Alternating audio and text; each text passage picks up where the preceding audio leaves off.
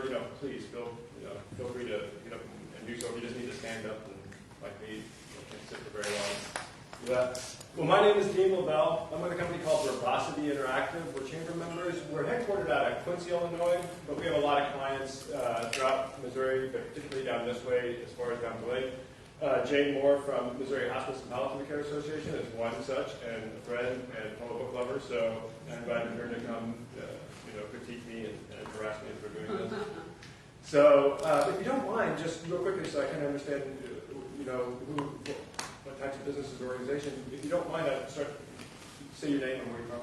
Gary Wilbers of City Business Strategies. He's coaching and speaking. Excellent. Well, critiques on speaking presentations, please. I'm Kelsey DeLong. I'm a co-owner with DeLong Incorporated. We're looking into actually implementing some metrics with our marketing and really boosting our marketing right now. Great to know. Yeah. Thank you. Thanks. Linda Jennings with Rock Island Village Assisted Living and Memory Care in Elgin. Very interested in this subject. We work with Lloyd Bell out of town as well. It's several others. I'm sorry, Jane Moore, and I'm the CEO for Missouri Hospice and Palliative Care Association, and also the owner of Butterfly Treasure Hospice Resale Shop in town. I'm Elena Holland, Director of Marketing for Wheelie's Pharmacy. Hi, Stephanie Lehman, CS Business Services. I do community relations and marketing. Tony Guanella, I'm the Corporate Sales Officer for KMOS TV. I'm Neil English, and I'm the owner of Papa Murphy's Pizza Theater. Fantastic. Okay, well, good. We've got a good mix of people. Some B2B, B2C, a lot of that, industrial, which we love, and so it's good. So seriously, if you have a thought or a question or comment, or you want to challenge me, my colleagues, right, Tony, I absolutely please speak up, because I figure I learned as much from teaching one of these or talking one of these as I do otherwise. So I usually, on this one, might start off with one of my favorite quotes. Joseph Wanamaker from Wanamaker Department Stores in New York City, I think he said this over 100 years ago. Half the money I spend on advertising is wasted, I just don't know what half. And that's, even with all of our digital metrics we have now, it's probably still true, because there's only so much measurement we can do. And so, and that also comes from this idea that because you can measure a lot with your digital programs and your digital marketing, we tend to look at those, are we measuring the right things? So that's kind of what I'd like to talk about today. And the focus will be on digital marketing, because that's the services that we provide that I'm most familiar with. But just to give you a little bit about us, we do web marketing and custom programming, and our revenues are probably a third. The company, the folks that own the company, it's a husband and wife. They have a company called ETC Computer Lab. It was an IT services company. They recently had that for 20 years, recently sold it to Marco, locations here. And we were the web and marketing element of that company, and spun off from it about 7-8 years ago, rebranded. I left the company at that point for a while, and came back a couple years ago. And so, they also own a marketing company called Media Development. So we're blending those two as marketing, and the web to me has always been a marketing platform. But since we spun from an IT services company, it tended to be, our focus was more on the tech side of it, so a lot of customer programming. Because Quincy has about 100 manufacturers, our customer base skews towards industrial, so that's where the custom programming initially came in. But now, with the proliferation of the web, all the cloud services, all kinds of people are using custom programming, from custom dashboards to various things. So that's kind of our split on that. Our marketing has really evolved into a lot of video, because of the digital platforms you can use to put it on. We also do it still with television, because we have clients that want to be placed there. So web marketing, custom programming. I've been doing this for about 25 years. I was in the Army, then to college, and then somehow got into marketing. I was a poli-sci philosophy major, so obviously I went into marketing. Very good. Right. I mean, we all make these paths, right? And so that was, in the mid-90s, I was working for a regional television network in the Southeast that we were headquartered in Panama City Beach, Florida, had stations in the Destin, they still have stations in Destin, Atlanta, New Orleans, Key West, places like that. So that was all very travel and tourism related, and we did advertorial content primarily, which means rather than just hey, please come to our beach club or whatever, we'll say like Commander's Palace in New Orleans was one of our clients.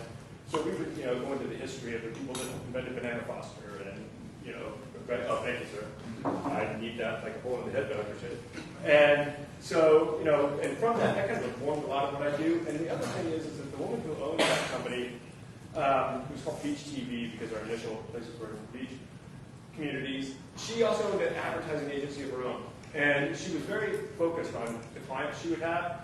And because television at the time, it was pre-web, they were primarily television focused for the visitor market, what she found was that people, they sold on impressions, what we now call impressions. They sold, an eyeball.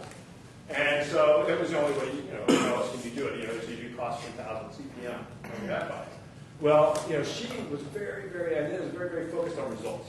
And so she trained us in that way.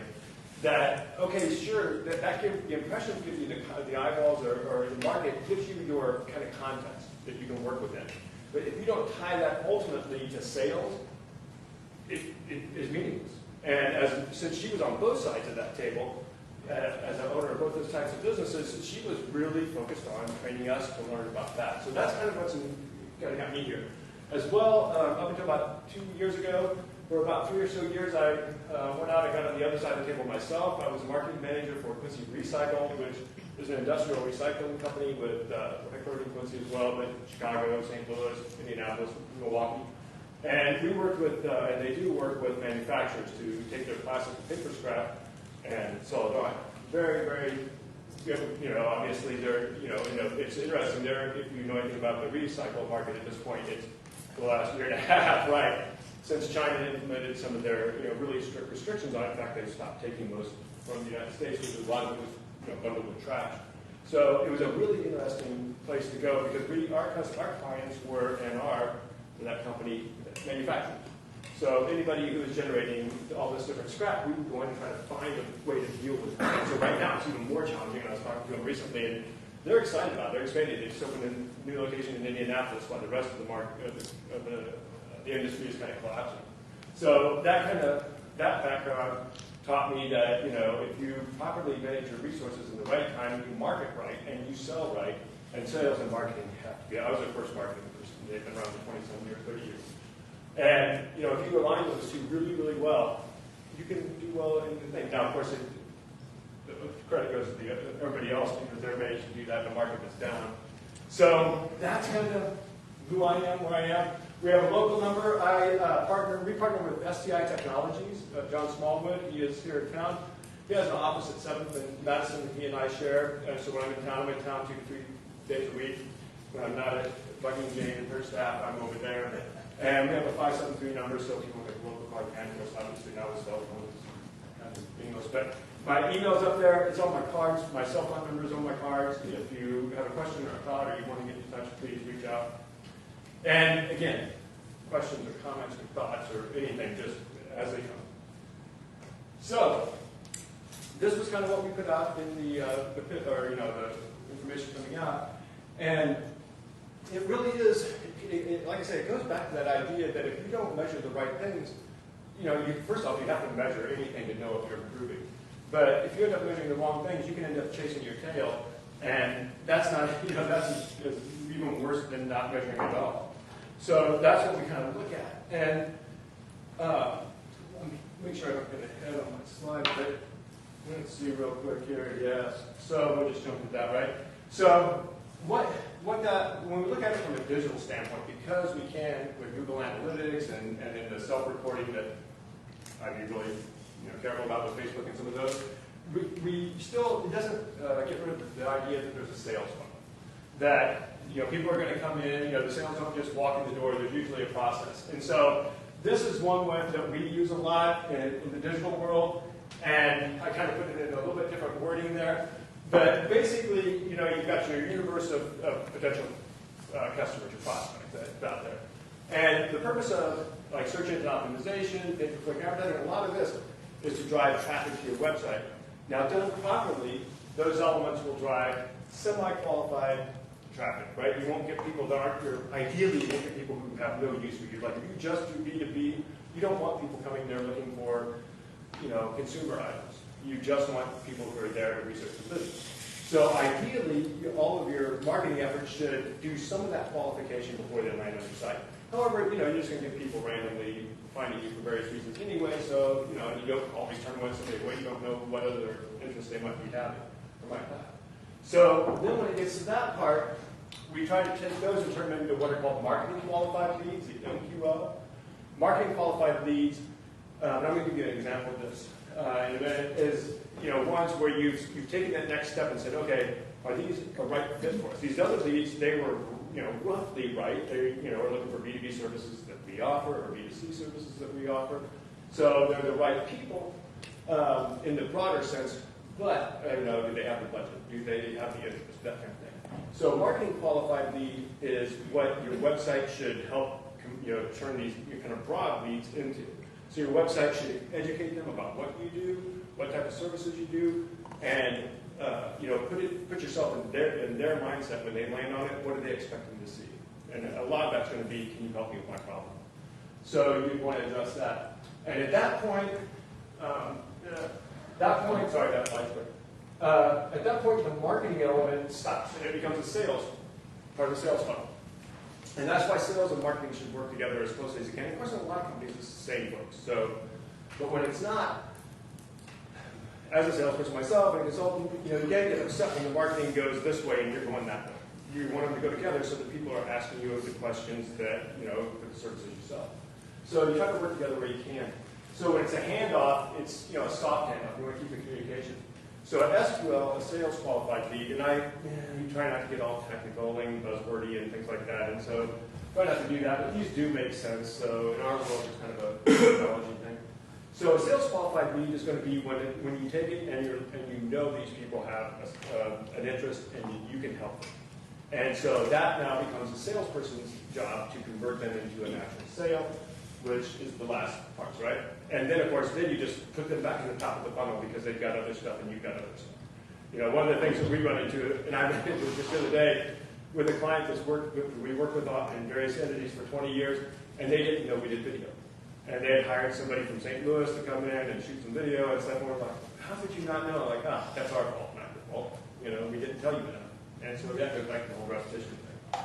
So what I was trying to focus is that the whole purpose of marketing for a business is sales. And if you're not, you want to build your brand, but you build your brand to make a sale. Everything that you do in a marketing standpoint should ultimately lead to sales because that's what funds the whole rest of the organization and everything else that you do.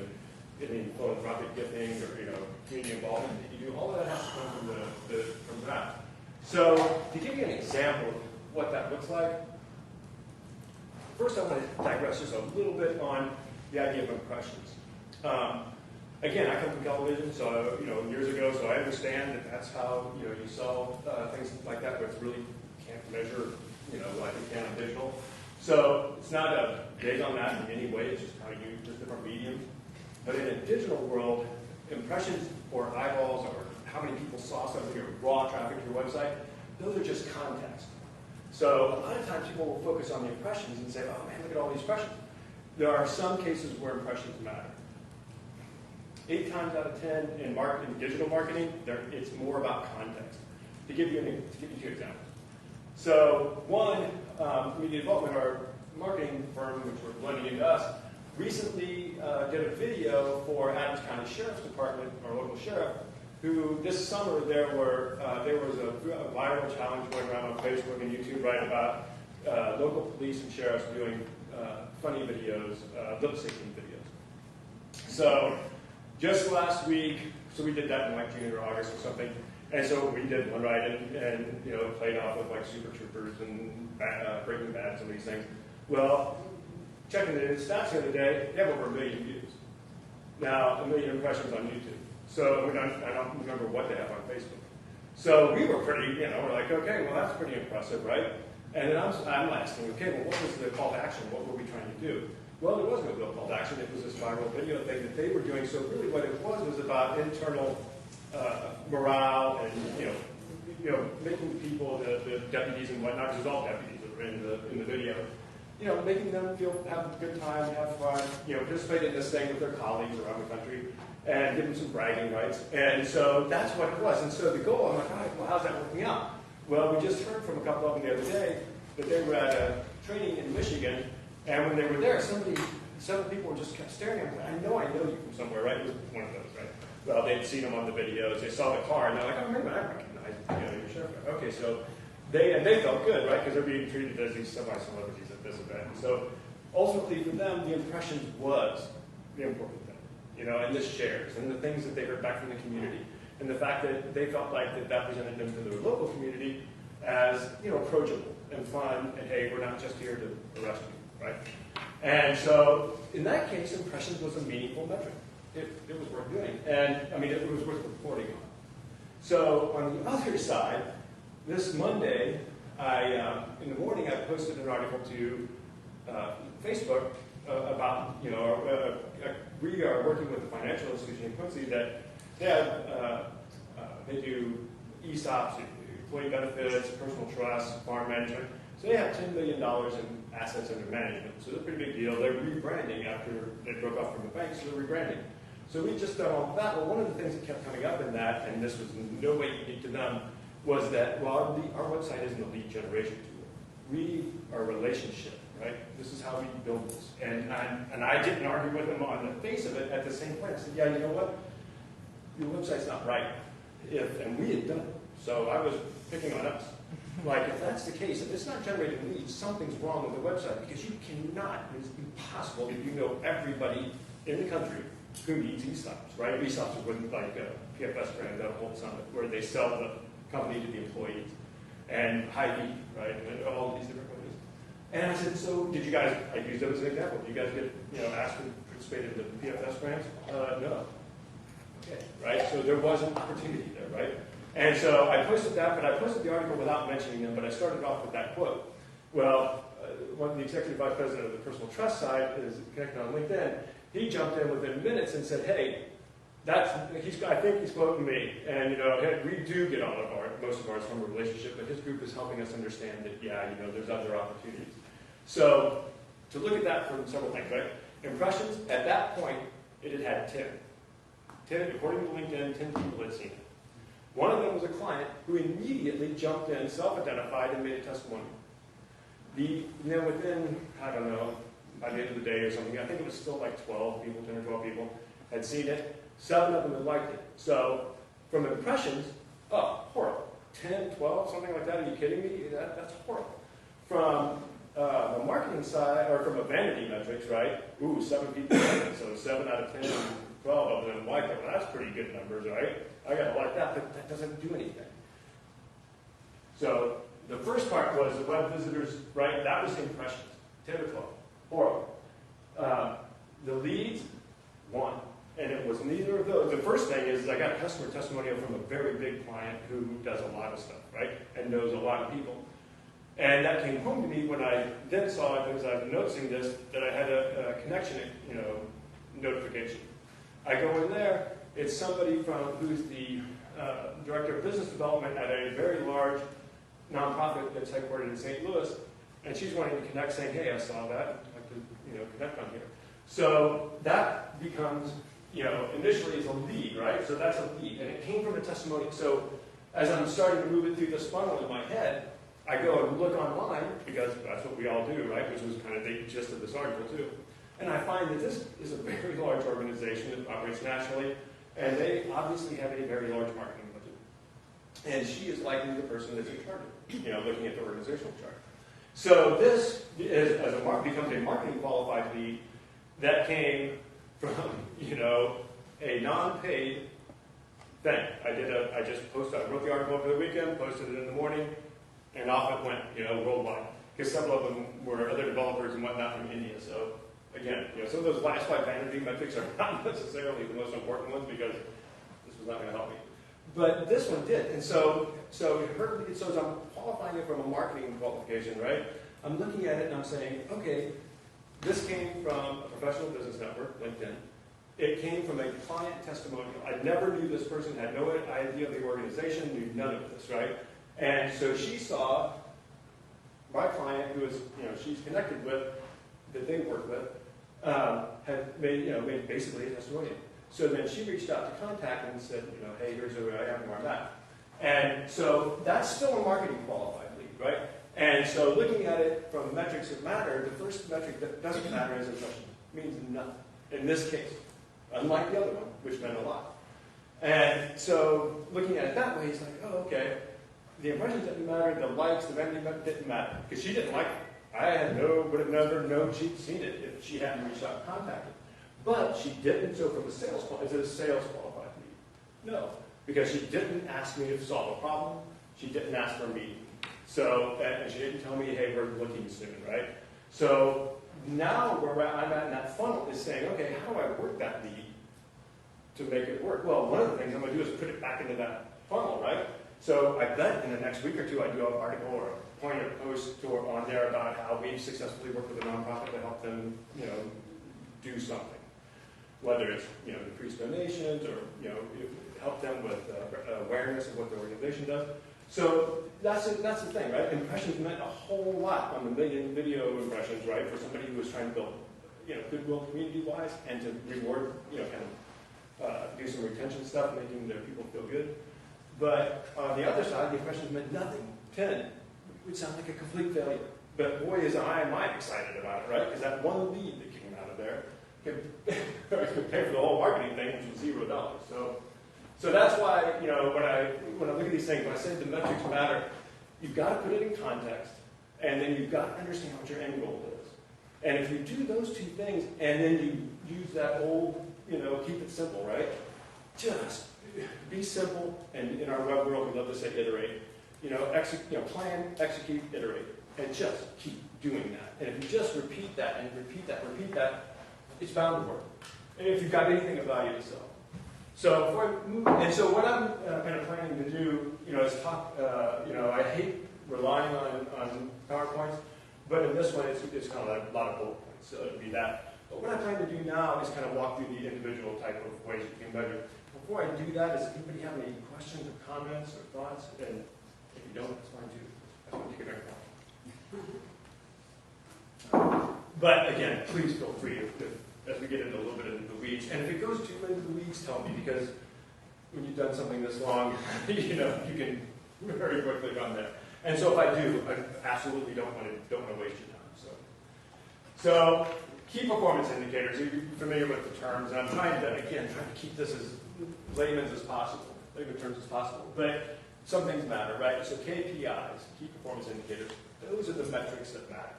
And so you'll see a lot of talk about KPIs, and unless it's put in context, you can lose the key part, which is really what matters.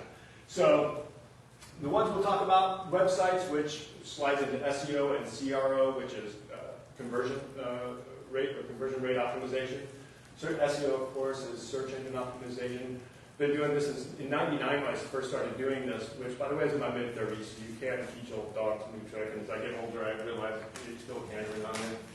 But, at that time, Google was really young. It was like 2 or 3 years old. And so if any of you remember, those of you that can, in '99, you went to 4 or 5 different search engines to find one result. And you were lucky it was probably on page 20. They were horrible. So when Google came along, first time I went to Google, first off, they were all what was called the portal wars. So you had Alta Vista and Go and all of these different ones, and they were Yahoo, and they were all trying to put more and more stuff on their homepage. So the homepage, if you remember, kind of like now, you go to like a news website, it takes 15 minutes for the thing to load, not local news, your major players, CNN and Fox and that. Oh man, all this different stuff loads. Finally does. Well, we were trying to get past all of that, and so at the time when Google came out, it just had a white thing and its logo in a box, and you did the search and it was in less than a second. It told you what fraction of a second it took to return the result. The Google saved the web when the 2000 happened, when all the .com bubble burst and all of the silly things went away. And so they really did, because they made it where you could actually find what you were looking for. So that's why, as we go into that, we'll talk a lot about Google. And then Google My Business is the next thing. It's all part of that. It's part of Google's trying to get everything get only Google properties or paid things above the fold meaning what you can see on your screen. It's from the old newspaper term, when you folded the newspaper, what was above that was the important stuff. PPC ads, which is pay per click. That's Google, Bing, Facebook, a bunch of different things. Calls, people overlook calls a lot, and that ties into the digital. Videos, social media, newsletters, e-blast, programmatic ads, which are your retargeting, like when you go on Amazon and you see a humidifier, you buy your humidifier, and then for the next 6 months, Google wants to sell you more humidifiers. That's when they follow you around everywhere you go. That's programmatic ads in writ large. Website sales, leads, and conversions. So we'll end by tying this back to what we began with. Yes, sir. Just to throw out, Google My Business, he was here before, but the gentleman's coming again to the library. Oh, yes. And if you have not attended that workshop, it is very worthwhile. I forgot the dates, and we may be able to look up and see when it is, but it's going to be over at the library. And he did one for the chamber, and was very well attended, and lots of great information. And I think it's free. So. Like most Google products, right? For the consumer, it is. Yeah. And I didn't make it. I was actually trying to make one of those two, but I got caught back in Quincy. So you said it was well attended. Yeah, well attended, and they're having another one. I know the library's hosting it, so there were some people asking me when it was coming up again. So. No, thank you. Because it's telling you how to get yourself listed and those type of things, and make sure you're listed correctly and those type of things. Yeah, when we get to that, we'll go into a little bit of detail about that because it is critical. It is really critical, and that's when you know it's critical because Google's coming out and talking to you, right, in person. They don't. If you've noticed, they don't usually do that. It's really, really hard to talk to Google. So when they will come to your community and come repeatedly, that's important. So that's what we're going to talk about, and thank you. Just at any point, anything like that is fantastic. So I don't know how much of this you can see. I'm kind of looking at it inside. But the website SEO, search engine optimization, right? So the website truly should be the hub of everything you do because you own it, right? You have control over it. And these days, which I've watched the evolution, right? When I first started doing it, we literally were hand coding, writing code out on, and I am not, I quickly transitioned out of coding because it wasn't my ideal. But, you still have to understand something. You have to understand what's going on with code. So it was really good to know. But at this point, what we struggled with for years and years was giving control of the content to the owner of the site. Now we can do that with WordPress and all these other different content management systems. You actually can go in and make a lot of the changes to the website and not break it. That was the thing. It does what's called separating content from design. So you can go in, and what you usually get is a WYSIWYG view, we call it. What you see is what you get. So it's like Word, and you've got that bar with bold and new bullets and all of this. But it's all tied to what's called a cascading style sheet, CSS. And so you can't break the way that the site's supposed to look. If it's supposed to be using certain fonts, and it's got certain widths, and these things happen, all of that will just happen automatically. Because you can change the word, you can change the pictures, you can add a video, you can add audio. You can do a lot of things. So that's why you make your website the hub of your market. You have full control. And most importantly, you have full control over the funnel, right? Because how you put calls to actions on there. And and what do you want them to do? You want them to call you? Okay. Maybe, and I fought with designers for years and still do. I'm always like, make the phone number bigger. Put it in header and make it bigger. And they're like, no, it's going to make it look ugly. I said, don't care. Or try to make it a way to make it look cool because that's what a bunch of people, because I haven't used a yellow page, and I'm no offense on yellow pages and all that. I haven't used a printed phone book, and I love books. I haven't used a printed phone book in probably 10 years. And what do? I do like everybody else. I Google it. And now I do it with my voice. Hey, Google, find this, right? And so when you do that, so I always tell people, make up a number, but 50% of your web traffic is people trying to find your phone number. Existing customers or vendors or whoever. So put it in front of them, right? And now check what Google does, right? That's what they do. And so, but maybe you want them to contact you through a form so that you're doing a little bit more qualification. Somebody that's actually going to fill out a form is more interested than somebody that's just going to make a quick, especially if they can just tap on their phone and make a quick call or their car.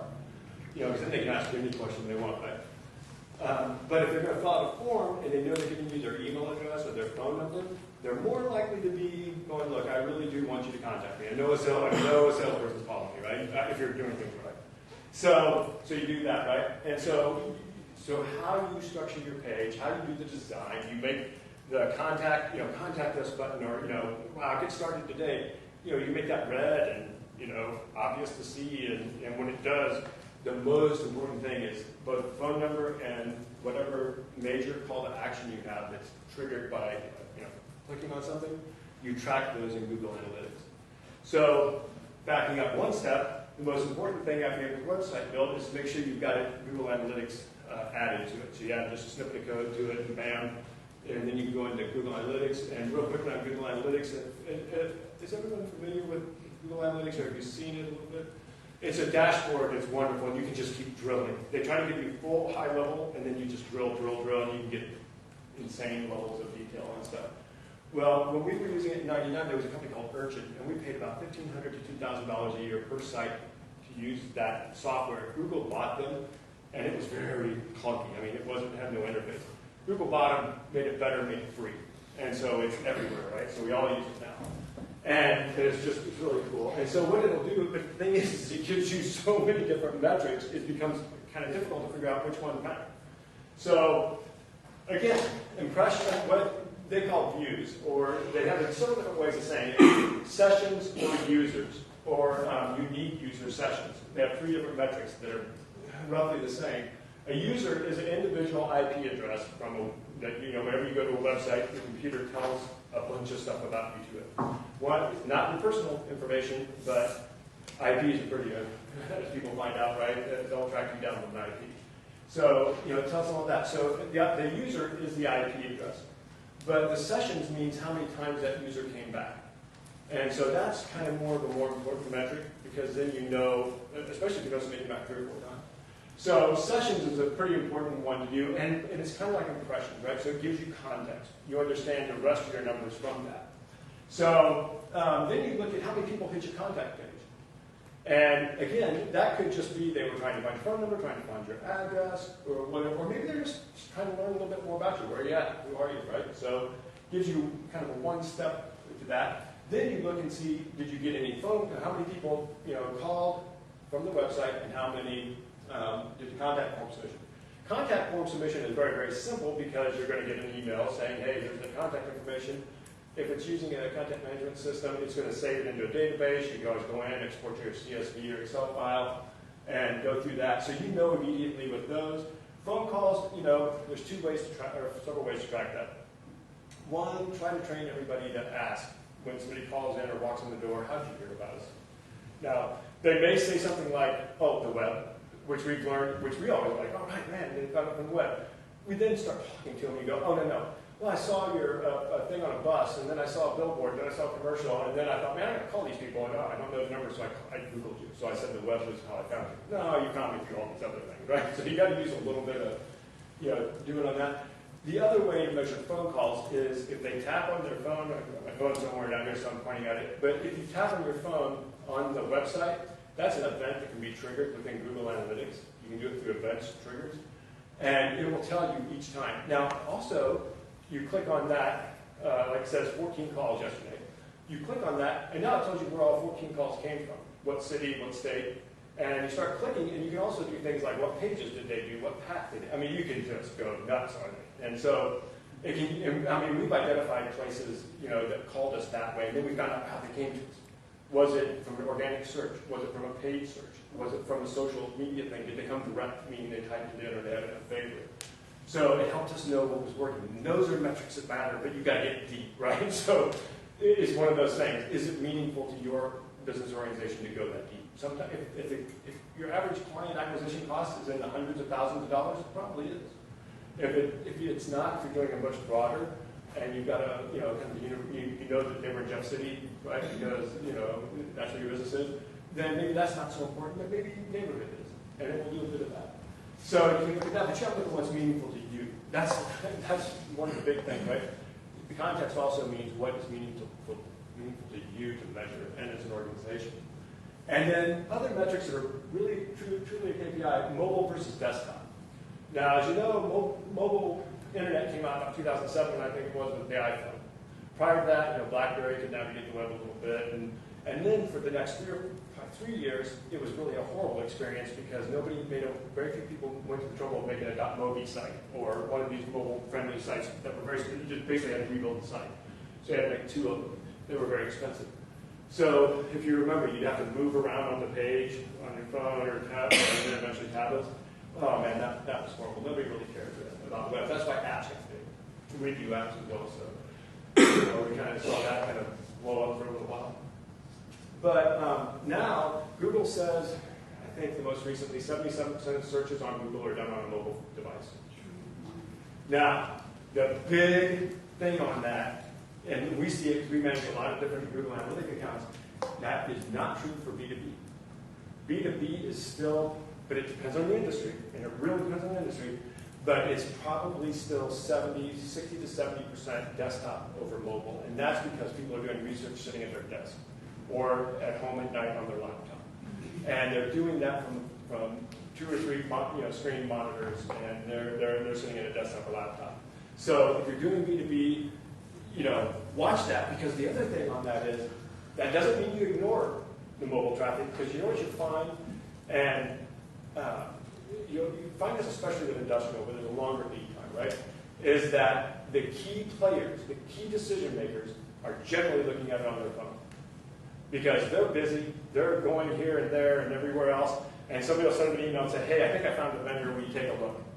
And they just do it while they're in a car, in a plane, whatever it is, right? And so they'll be on mobile, and you'll see some of that weird traffic. You're like, man, look at number of pages, right, per session on this person was, they looked at 12 pages, and they were, an hour or a half hour, 15 minutes on the website, way over whatever our average is. And you're going, oh, okay, that's either a competitor, or that's somebody looking for a job, or that's a decision maker, right? Because they're not there to take action, they're there to do research. And the research they're doing is trying to evaluate whether you're a good fit. And so, even though you got to think in that industrial world, make sure it formats easily and that the calls to action are pulled up where they look good on a desktop and they're clear and obvious. But then you also have to think, okay, how's that going to look at that decision maker on a phone or a tablet? And by the way, phones are generally 80% of the mobile traffic. Tablets are about 10%. And that pretty much seems to be across the board. Tablets, very specific uses. Some people love them, other people just don't. And so that's kind of what we've seen on that. And then acquisition method tells you, was it within Google Analytics, they do it generally organic, paid, or PPC, and social, direct, which is you typed it in or you have it saved in your bookmark, and then email. And so email is that they can identify an email client, generally Outlook, and then follow that in. So what you do there is you look at those and go, oh, okay, where's our traffic coming from, right? And then you look at where's our meaningful traffic coming from. You put that back into, like so much else, you iterate, right? You just put it back in. And you say, oh, okay, we got this much direct traffic. And usually what we see is, depending if you're running a pay-per-click advertising campaign, it'll generally be up there near the top if it's doing what it needs to be doing, if your budget's enough. Otherwise, it's usually organic, and then direct, and then social, and then email. It's kind of how we see that fall out. And it's kind of a Pareto power law, right? It starts out high and just goes down. And so you watch that, right? And you watch that acquisition method because that's where you can determine where to put your money and your time and your effort. So if you find out that your social, which what generally we find out that social is not a good lead. They don't like to leave Facebook. They don't like to, LinkedIn's a little different. They don't want to leave Instagram. They don't want to leave, yes ma'am. I didn't mean to interrupt you. Please. Oh. So if you see that somebody's been on your page for an hour and you're assuming they're a decision maker, is there any way to capture their address or no? Yes, address, yes. I'm sorry. Address or any other identification. Right. Yes, there are what are called business intelligence services. So one I really like is called Lead Forensics. And they may have I think you have like a 2-week free trial. There's also Albatross, but there's various others. And what they do is they put a snippet of code on there. And I go into the details, but what they do is when your browser hits a website, lands on that server and it renders that page, it sends it all of this information. And one of those is that IP address. IP addresses are unique. You can then run a whois lookup against that IP address, which will then tell you who that is. And unless they've made it private, which I think is crazy. And I love privacy. I think for individuals, privacy is paramount. It's one of the biggest things I dislike about digital. So, but from a business standpoint, it's like, look, make your business, available to everybody. You don't know what's going on. So it'll run wheels against that and say, oh, that's, for instance, General Mills plant in Hannibal. And you're going, oh, okay. So somebody from the General Mills plant at the Hannibal location was on the site looking at it. And so now you've narrowed it down. Now what you can, and now like Lead Forensics and some of these others, Sharp Spring, various others, will do is they will say, here's all the people we know from having pulled it from LinkedIn, from Dun & Bradstreet, from LexisNexis. We pulled all this data in, put it in. We know that here are the people that are at that company at that location. So then you can go through that and go, I'm looking for the sales manager, right? For instance, like me, I love talking to sales and marketing people, CEOs. Those are the kind of decision makers, right? So I'm going to look at them. Oh, and there's a contact, right? Well, what you can do is jump on LinkedIn, maybe reach out to them that way, or at least do a little bit of investigation about them. But you've got some idea. And generally speaking, now, the only thing, generally speaking, you're probably finding the right contact. Now, the only caveat with that is most of these services, and like I say, there's various of them, can identify 25 to 33% of visitor traffic. And you have to pay for that. You have to pay for that. Now, I think Albatross may have a free version, but I'm not sure. But they give you generally give you a 2-week sign up, play with it, and see if you like it. And then they will hound you. They will do that funnel until you die. And I am not kidding. They will continue and continue and continue. And because they know that it works over time. And it's kind of like the spam, right? It's just volume and then just drilling down. So, but what you find is, again, if you're in the B2B world, it's really important, right? Because you can identify, it actually can go a little bit higher in a B2B because what it requires fully integrated is that your network have a name. And that name, be something that they can determine the company from. And they generally can. And most of your networks will have your name. But again, if not, they're pulling it from the IP and they can usually get it. And so that's, so yeah, you can see, generally speaking, at least what city, and if there's a couple locations in it, a lot of times they can fix that IP address right down to that location. So then you know which one to call. When I was with the industrial, it's like we'd get a call from Scott's, right, which we eventually got, and Miracle Grow and all this. We have 100 plants around the country. And then there's headquarters, and then there's regional workers. Well, when they started hitting, we knew that our salespeople were talking with them, and we knew who they were talking with areas. So I was able to feed that information back on, hey, who's here, here's who's on mobile, right? And they're going, oh, I know who that is, right? I just sent a link yesterday, and I'm sure that's who it was, and we're like, because it came in 2 minutes later or whatever, right? So, we can really, really integrate. So great question. There's a lot of services like that. If you look for lead generation, now just know you're going to get remarketed, retargeted, and if you touch anything, they're going to know and they're going to try to find you, right? They're going to keep after you. But yeah, it is what it is, right? But I really like Lead Forensics myself. They did that to me too, and they were. I just like it. Now, good to know information, geolocation. Now, obviously, again, it's about context. If your business is local, you want to make sure that your traffic's local.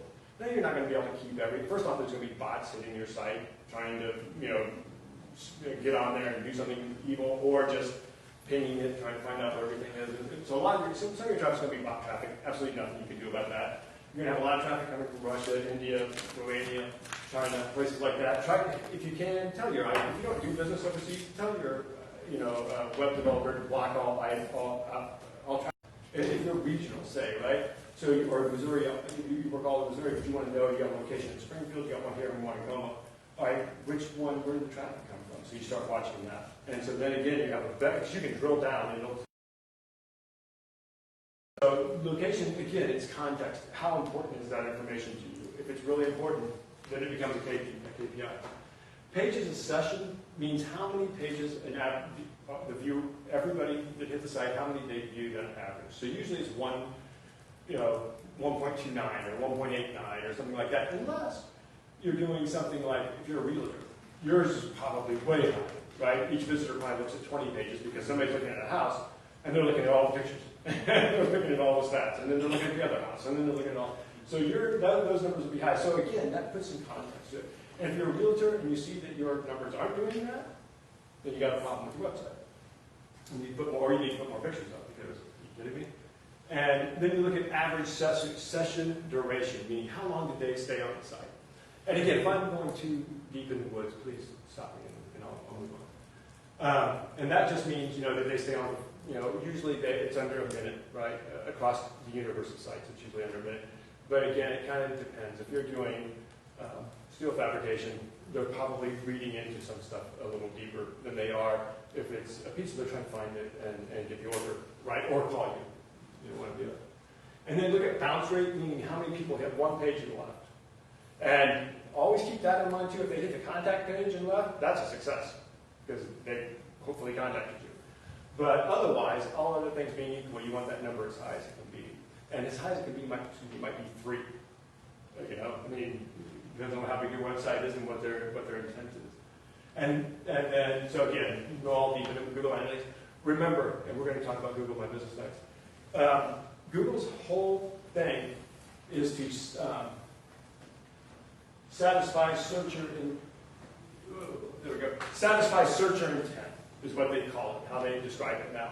Meaning they want to have it, and just like they've always done, right, with returning results in 0.0001 second, and they do. It's insane how that all works. It's the closest thing to magic I've ever seen. And what they're trying to do is just like with their predictive text. Now when you start to search, you start to do a search, and it starts filling it out, trying to give you the answer before you have it, right? Wild stuff. So the same thing on the results page. The results page, in their terms, is called a SERP, a search engine results page. And what they're trying to do is make sure that you never leave that first SERP, because usually the long tail is only meaningful if you're trying to really find something neat. But more importantly, and this is what Google's been pushing, which they get $7 billion in profit a quarter, so they're pretty good at it, is moving everything, all of what we call the blue links and underlying blue links to the actual links to websites below the fold. What they want up there, and if you've noticed this, and you probably have, is if you ask a question in Google, it tries to answer, right? A lot of times, if you have a little box, it'll tell you the answer to what it is, right? Like, when was Roanoke founded? Roanoke was founded in 1642 and died in 1690, right? They'll try to give you the answer right there in front of them. And so that you never leave Google, right, is what the intent is. And so, and then the other thing you see is, like, say you search for Papa Murphy's, you said? Yeah, so Papa Murphy's Jefferson City, right? There should be a box that comes up over to the right that is just about your business. And it'll have photos, Google Map link, and something else, which I can't remember, call. And then it's got like icons for web and call and direction. And then it'll have a brief description, and then it'll have a link to your website. And so that's why you've got to do Google My Business, right? There's several things. Google loves Google. So if you use Google properties like YouTube, they say they don't feed that back into their algorithm, but there's no way they don't. Because when you do it right, you start seeing results. So they're doing it. And so with Google My Business, what they're trying to do is, again, satisfy the searcher intent. If you're trying to find that business, maybe you just want to verify that there's a Starbucks in your town that you're visiting. You just want to see it, right? And then you want to know how to get to it. So they're going, oh, we're going to let you know it's here. We're going to give you a phone number, a web link, and a directions link, right? Because they have Google Maps, which, by the way, shows you ads, which you can do ads on. So they're just trying to keep you in that Google universe. And so it's really, really critical. So on Google My Business, the KPIs to watch there are total searches, and they'll break it down by people searching for that searched you by your business name, or that searched you by your address, or searched within a category. Like I want to find all bars, right? And just say. And so it's out there. And so if that's what they found you by was category, they're actively shopping your competitors as well. So holy cow, right? Find them, get on them, because they're looking for somebody to do something this way. So my search engine on my personal computer is Google. Mm-hmm. And when I put in Rock Island Village, it takes me to our website. But the consumer is, I'm trying to get people to put reviews on the Google business page. Perfect. It's Google My Business. they have to just say. There's a link within your Google My Business so you're right Okay. to what you're wanting to do. Yeah. And the first is if you type it in what we call the address bar, which is across the top, Google made that a smart search bar. So if you've already been to your website, Google will try to pre-fill that. And so when you actually hit enter, it's just going, oh, I didn't want to go to your website. So I actually type in Google My Business. Well, no, just type in your business name and then don't hit one of the pre-fills. Just hit, I'll show you when we get done. Come up and ask you, because everybody else is seeing what you want them to see unless they click on, unless they've been to the website before and it tries to, preload it for them. It's real easy if you're not paying attention because it happens very fast. Google wants to get you where it thinks you want to go. Right. It doesn't know that you're trying to get people to do the other thing they want them to do, which is Google reviews. And that's one of the ones I want to talk about, right? It was like the first good to know. It's actually a really important, and I assume, is that what they talked about at Google, when Google was here? Things like get the reviews, put the questions and answers is the new thing they added, where consumers can or people can just ask a question, you better answer it quick.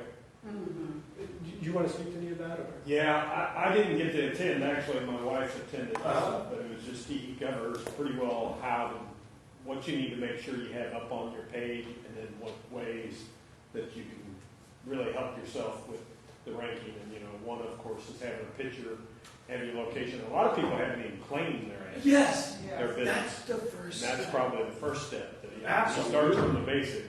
And again, it's all marketing and sales is really simple, right? It's just hard to execute, but that's exactly it. Start with the most basic thing. Go claim your Google My Business. like in a restaurant area, like a Papa Murphy's, they said 85% of people will check that before. 77% check online if they're checking something. So I have to ask, because we're talking about Google, but the thing that I see in vogue, and that always changes now, is Yelp. Yelp So is a they're giving huge. Google a run for their money. You have to claim also with Yelp. Yelp is especially for consumer-based businesses. That's absolutely right, Jane. Because they're not a search engine, right? They're not like that, but they're a search destination because people use it as a review recommendation engine, which is what Google's trying to take away from you, right? With Google My Business and all of that. But you're absolutely right. A lot of people use Yelp. And it used to be just for hotels, but it's really grown Any business. to any kind of business. And of course, they'll follow you in the background, right? So if you allow it, and if you go into a new town, it'll pull up all the businesses or the restaurants or whatever you want for that town. So we've already had, and they have levels of members, like I don't know if it's platinum or what it is. And so we've had one of theirs in our shop that's at that level, and she was actually from Chicago, and she went in and took pictures and did a review for us, so we would really, bring our level up on Yelp. But that's another way, instead of just Google My Business, to really. Right. Absolutely. No one thing exists in isolation. You're absolutely right. And Google's ranking signals, which they were transparent when they did their PhD thing on it back in '97. But since then, they've been completely obscure. They don't want anybody to know what the ranking signals are, so people try to figure them out. But one of them is, we all know that a website has an authority score, which is, because this all, Google was originally backed up, right? They came from an academic, they were PhD candidates at Stanford, right? So in that world, you cite things, when you cite a paper, that's how you establish its authority. How many times, like Einstein's Brownian motion, most cited ever, right? So it's probably the authority on Brownian motion, That's what they did with websites. That's why you have to be relevant to a search. That's why it's really difficult to gain Facebook. Google. It's really easy to gain Facebook. But it goes back to that. So Yelp is considered by Google an authority on reviews and local. So if you've got you've got a Yelp, you claim your Yelp page, you've got reviews, you've got a good thing, that's going to increase your quality score on Google. That's going to help you be found on Google, even though you're doing something on Yelp. Right. And Yelp itself is a destination, so great point, Jenny, great point. And so reviews, absolutely get more. Make sure you get them on there, get them on Facebook, get them on Yelp. If you can, again, if you can. And it depends on your business. For a local business, a lot of times, and especially a B2C business, Facebook reviews would be more important than Google reviews in the short to medium term, because that's where your audience is. And then there's information and links, make sure you do all of that. There's hours, and it wasn't, and of course it's Google, right? So it'll be like, hey, it closes in 15 minutes, it'll get red. Right? Because again, they have maps and they bought waves, so which tells you where traffic is at. Right.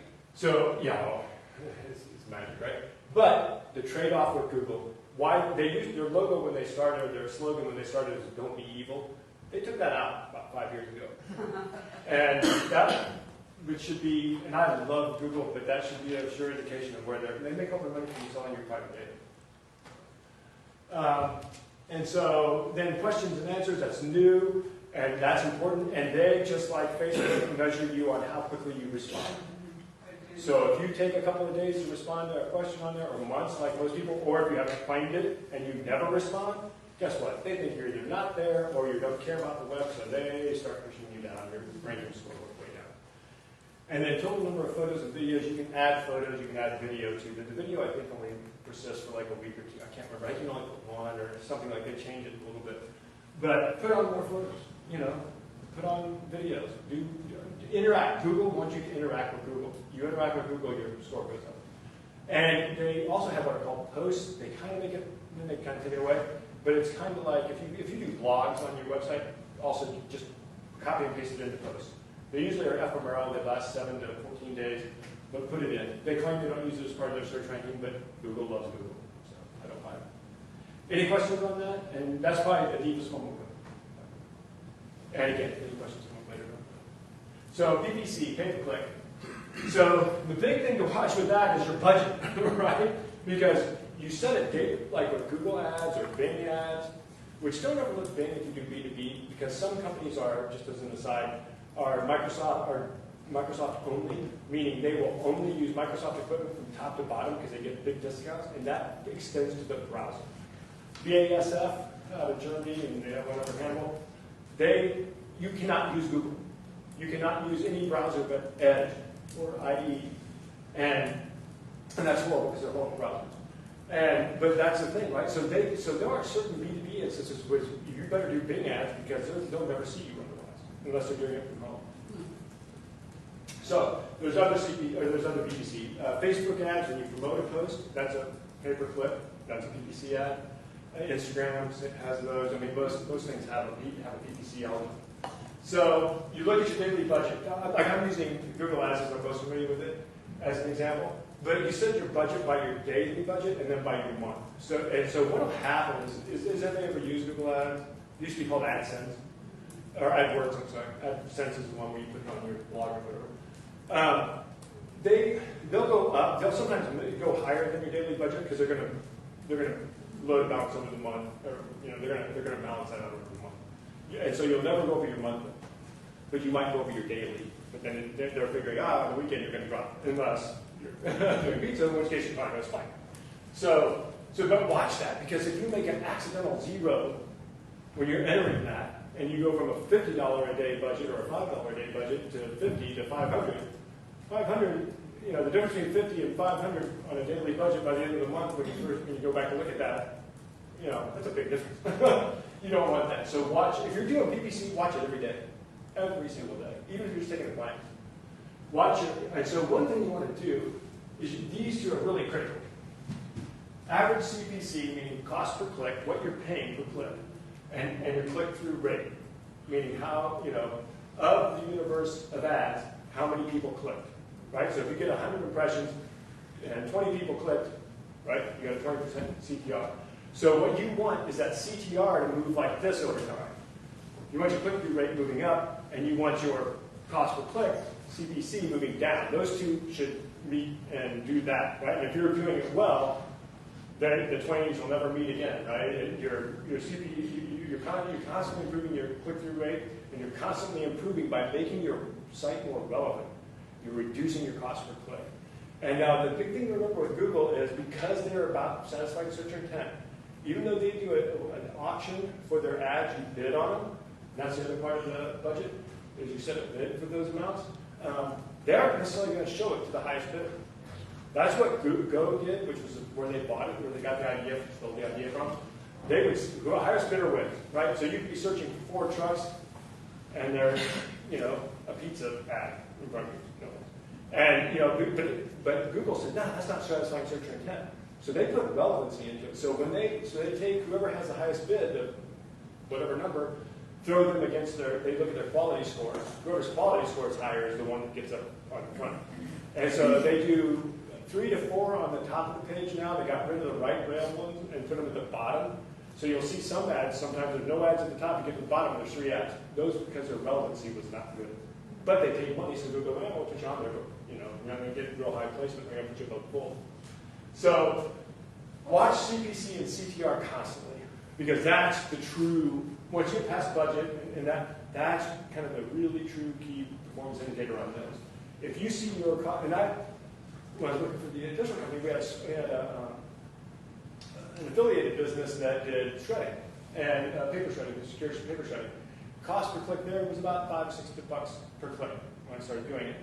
Got it down to about $2.50, $2.35, something on there. So significantly improved that, and we just couldn't get lower. We're competing against Republic and these nationals who are just throwing money at it. But our click-through rate went from under 1% to like 7, I think, 7 something. So, it took time, but I knew when those started going in the right way, I knew just keep doubling down, man. And so we would just keep, increasing our budget. And because we were doing the right thing. Every now and then you'll see, doing something else, and then you go, pull back, what are we doing wrong? We changed something, we did an A/B ad, you A/B test your ads, you do all of this kind of thing if you want to get deep into it. And when you start doing that, you can make a mistake. And so, all of a sudden, if you notice, hey, our trending is going the wrong way, you pull back, see what you made a mistake on, you fix it, and move on. You should get back onto it. And then, look at the actual number of clicks. That's obviously important. You'll be getting 2. And again, put it in context, it can 2 help you. If each one of your clients, if each customer or client to you is worth, $15,000 or $40,000 a year, or $100,000 a year, 2 is a month is great, right? If each one's worth $1 to you, 2 a day is horrible. 2 hours is horrible. So put it in context.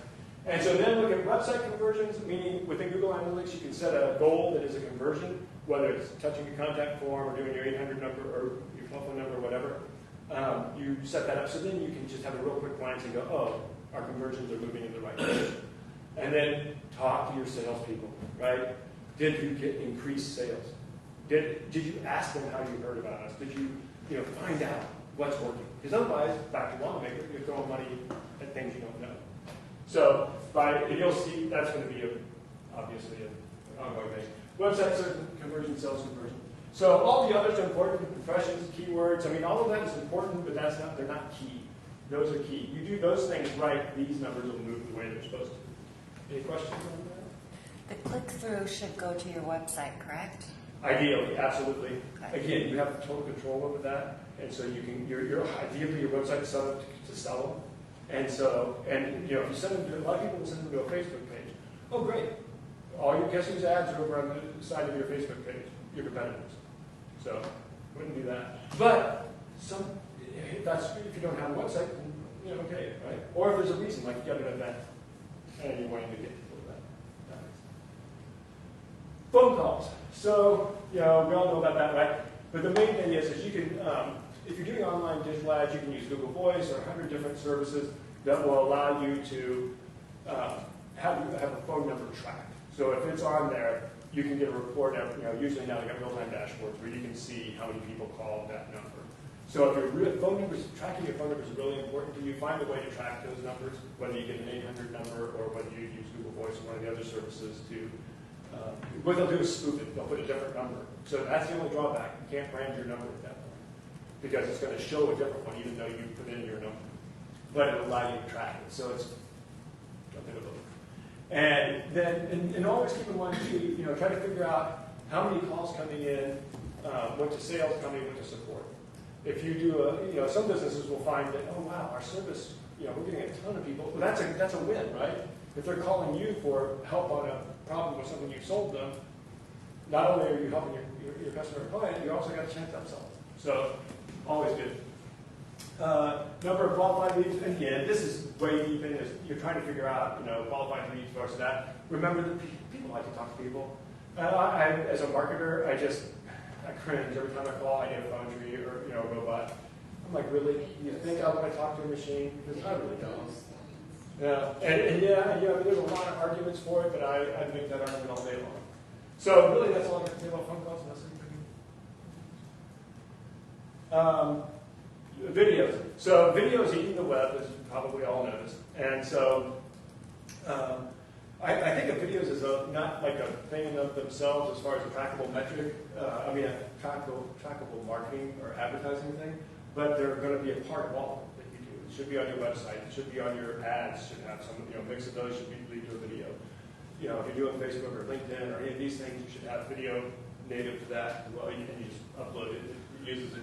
But what's frustrating is that the metrics are kind of hard.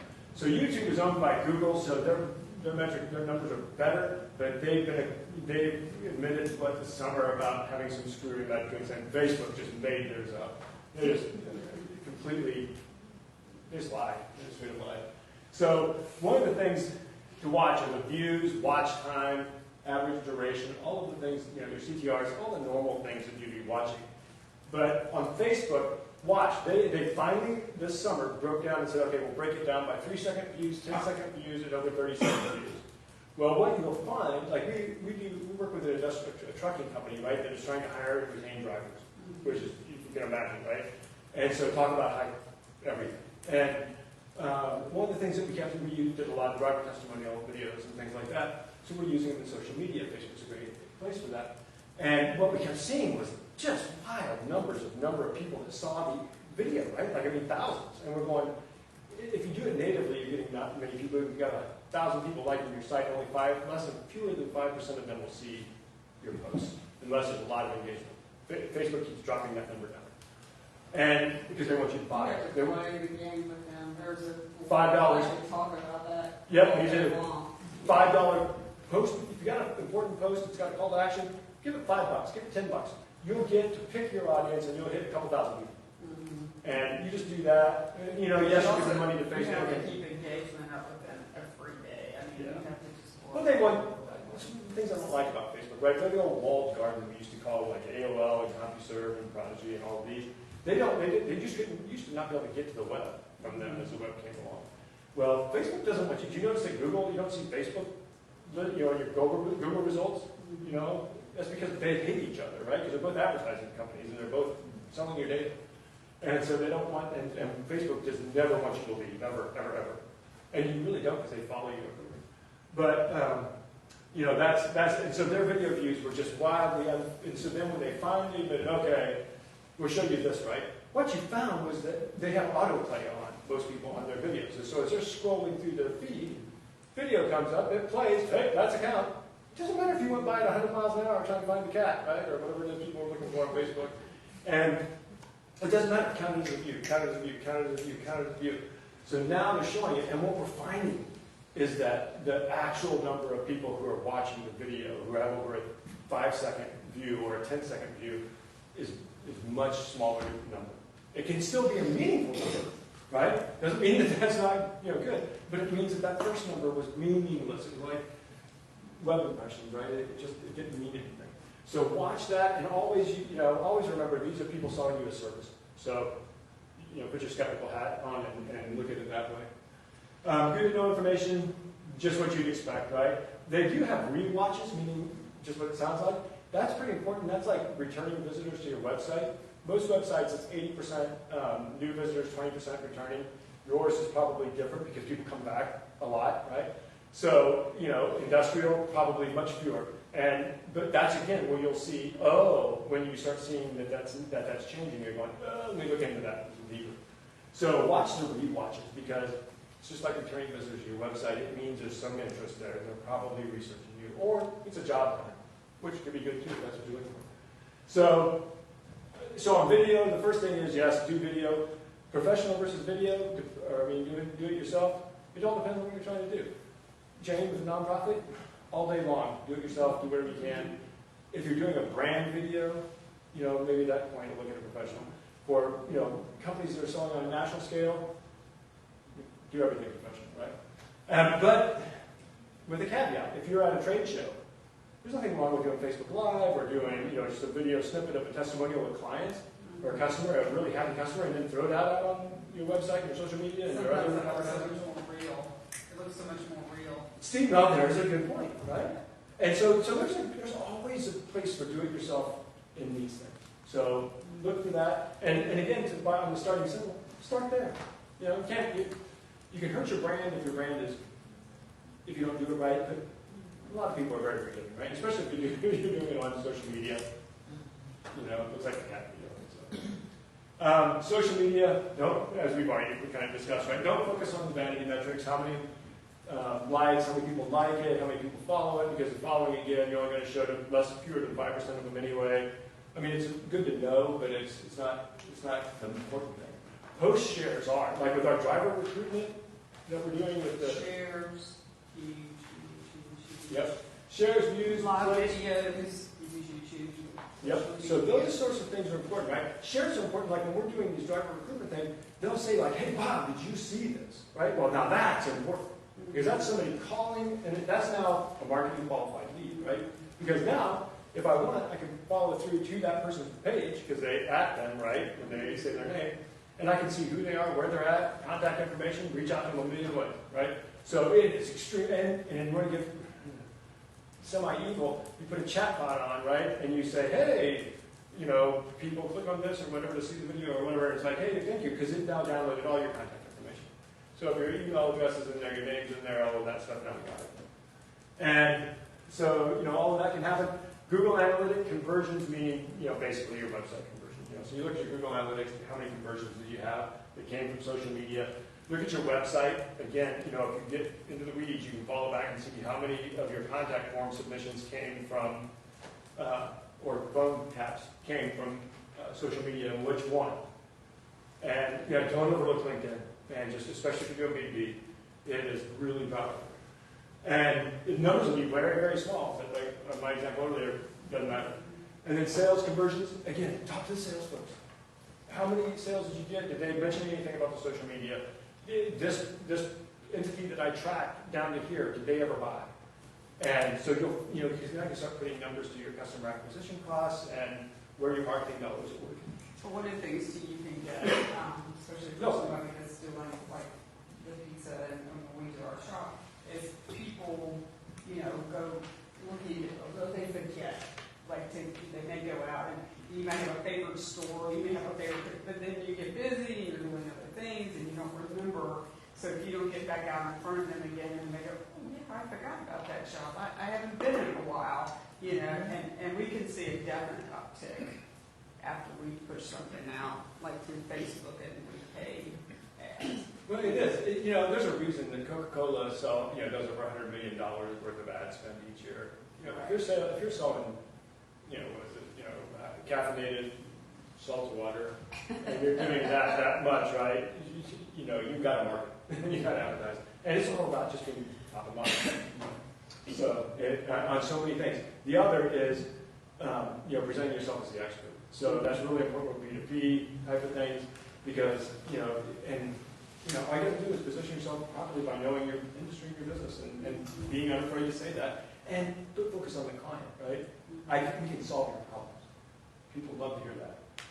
Newsletters and e-blasts. So email, one of the most underappreciated, undervalued marketing opportunities. Everybody's like, oh, email's been around for 20 years. And I'm like going, yeah, I still remember. I was in my 30s the first, well, I mean, U of I sent one, but I don't know what went off into the ether in the 1980s, and who knows what happened with it.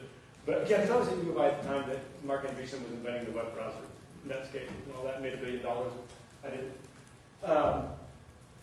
But email is just this really incredible thing, because guess what? Everybody at work has email.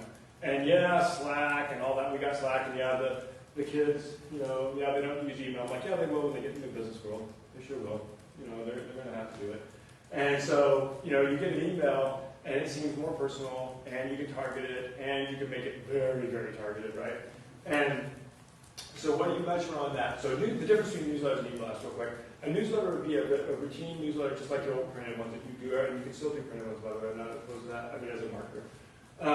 You send that out like probably every month, and it's kind of a mini magazine, right, about that, and you're trying to, you know, kind of show your customer successes, and you know, hey, meet the employee that you talked to on the phone, and that kind of thing. An e-blast is a very topic specific, it's like a billboard or an ad, right? And it's very specific to something. It has a very, very, very strong call to action. It leads, if you're doing it right, to your website, to a landing page that is devoid of navigation other than to get back to the home page. And it's very focused on, here's the feature benefit, or here I'm restating what you're wanting. Here's a simple contact form, simple is always better. And here's a giant phone number. And so take an action, right? So that's what a need blast is. So the true KPIs, number of opens. So you've got to have your contacts. How many did you send? And it will tell you how many to send. The bounces will show you how many didn't make it. Bounce means it came back to the server.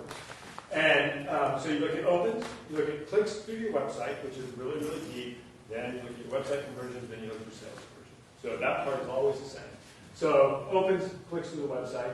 Look at repeat opens. Now, if you use Outlook, you know you've got your preview pane. If you have a preview pane turned on, HTML emails, unless you've selected text only, which means you're like over 70, and you know, otherwise you've got your HTML emails on, right? So you can see the headers and things. And so when you tap that, like you're rolling through your open emails in your inbox, every time that loads in that page, it sends. There's a small one by one pixel GIF in there, the image file, that's sending back to the server saying, hey, Bob opened it, Bob opened it. So you'll see, oh my gosh, somebody opened it 400 times. They must really want this. So you got to kind of learn how that works. So is there any trick to assure that you're not going into somebody's spam? The biggest one is use a third-party newsletter provider service like MailChimp. MailChimp is my favorite. Yeah. And Emma is rapidly coming up on it. Constant Contact. Use one of those three because their servers are whitelisted by most entities, so that it'll get through and it won't go into spam. And even so, it happens. Sorry. Well, I use Constant Contact, and I have myself included on the mailing list, and when it comes to me, it says, be careful, this might be spam, and so I was assuming that a lot of mine were going into people's spam. Not necessarily. It could be, but not necessarily. The problem is that you're sending an email to yourself. And it's not coming from your email, it's coming from Constant Contact. So and we had this problem at the industrial recycling company, right? We were like, why is that not coming through?